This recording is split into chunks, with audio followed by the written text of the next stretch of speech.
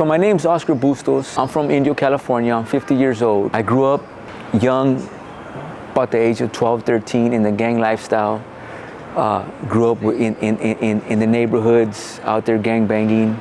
I got incarcerated when I was 13. I got out when I was like 14. I went back in when I was 15. Got out, went back in at 16, got out, went to California Youth Authority for 3 years. Got out when I was 19.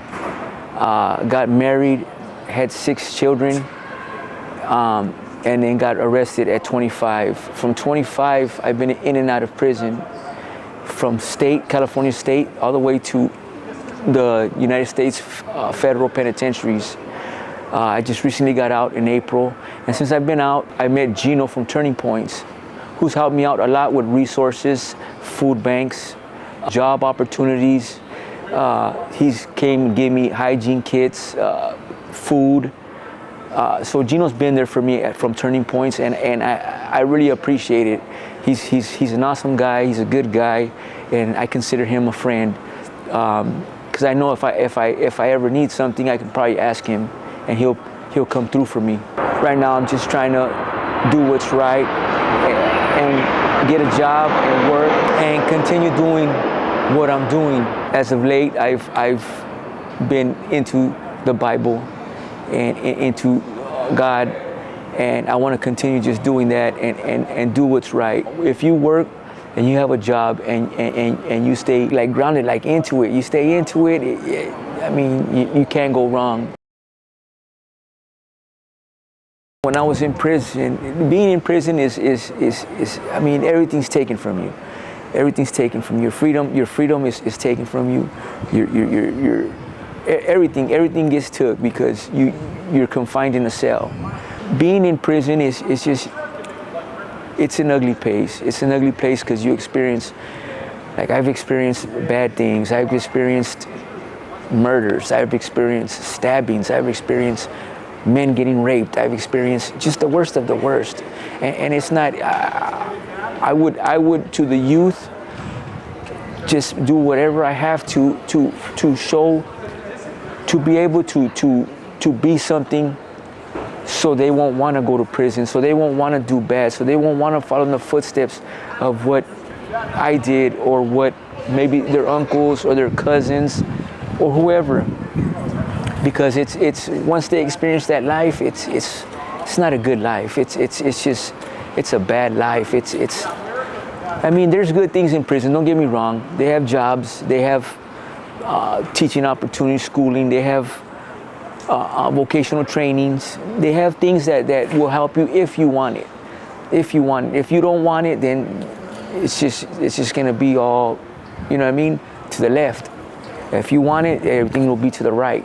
But if you don't, it's gonna be drugs. You're gonna have drugs. You're gonna have just everything. You're gonna get caught up in that whirlpool that's in prison. Just being out today, it's like, I love it. I get to be outside and do what I want to do. I get to take walks. I get to see the beach. I'm in Los Angeles, California, and I love this city. This city is so awesome.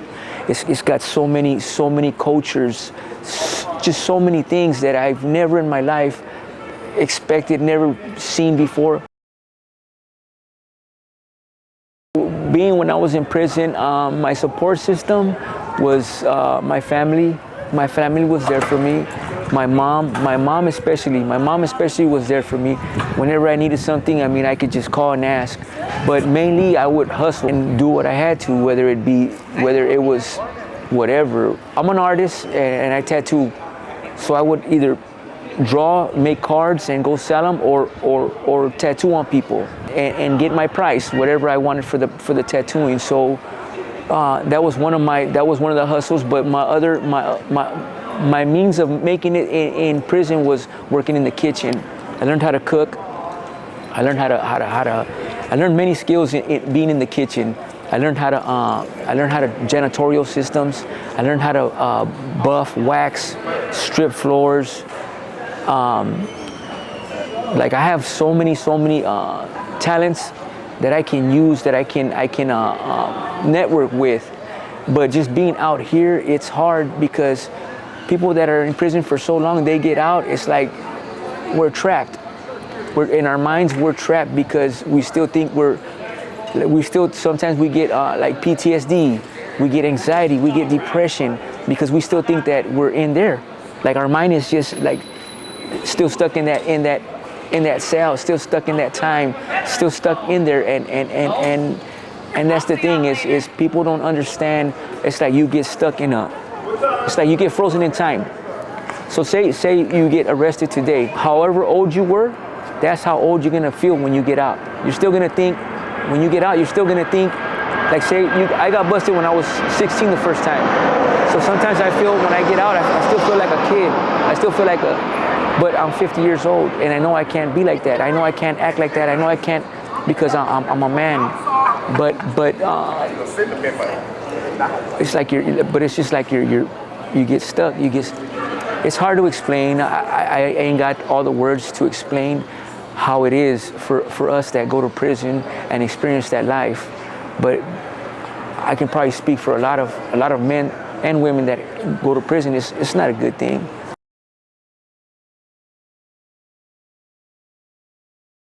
Yeah. If the thing is when you get out of prison, if you want that, then you're gonna grab it. You're gonna grab it, and you're gonna do what's right. But see, a lot of us that before we went to prison, we're either into drugs or selling drugs or whatever, and a lot of us when we get out, that's the lifestyle that's all we know. Or that's all we go back to thinking that we know, and so we go once life out here in the real world hits you, we tend to give up. We tend to give up on ourselves, most importantly, and then we just say F it, and we start doing what we know, which is going back to that old lifestyle, and that's why that revolving door. It just keeps spinning and spinning it, and we end up going right back to prison. I did from 1999. I got incarcerated in 1999, all the way to 2006.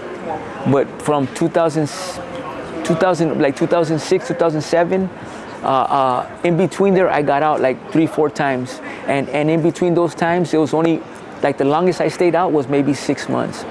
Out of all them times, like I got out one time, I was only out for 19 days. Another time I got out, I was out for like a month. Another time I got out, I was for 9 days. Another time I got out was for 3 months. Why? Why is happening? Because when being that you're from a gang, or you tend to go back to that old lifestyle. You tend to go back to your friends, who you call your homeboys. So you go back to that lifestyle, and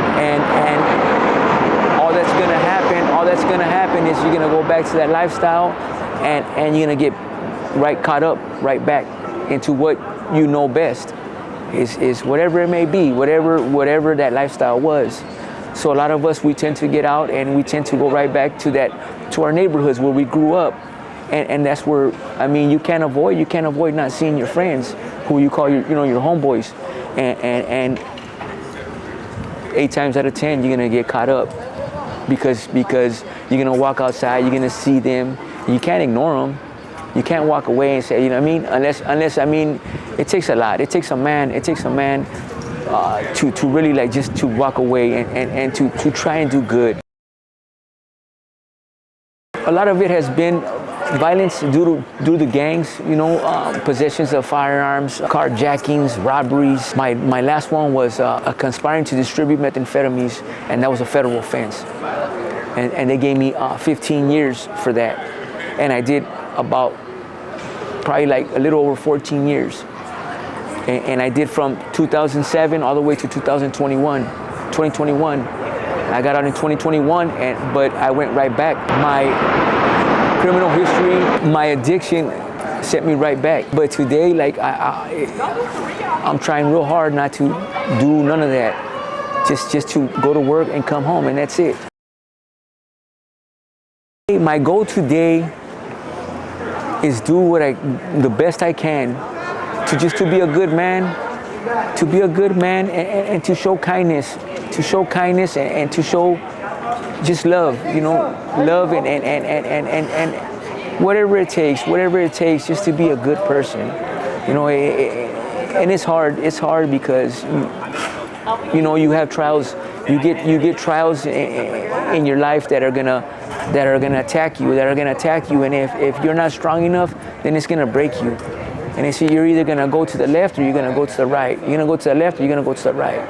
And me, I choose to go to the right. So my goal is just to do good, and just try. Get a good job. Right now, I'm praying that I get this job at a hospital. I don't want to mention no names, but I want to get this job at this hospital. And if I get this job, then I'm gonna just go to work, and out of that, I'll probably go back to school. So I know if I really need, something from Turning Points, they'll be there for me. I appreciate everything Turning Points is doing for me. I hope that I'll be able to give back someday to Turning Points for what they've done for me.